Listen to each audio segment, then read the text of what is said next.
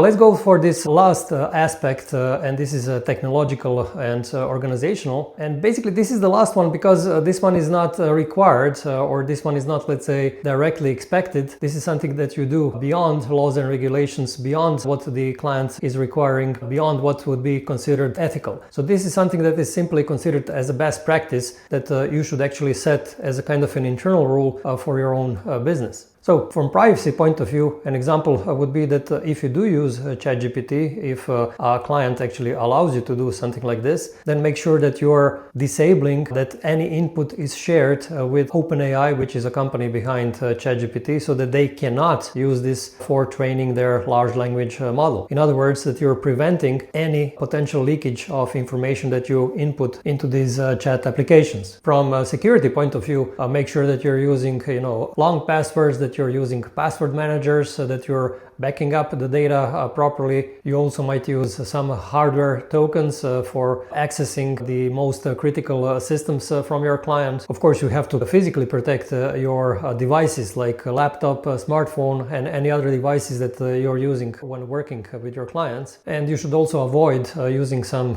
free tools that you can download from the internet because they actually might be infected with malware.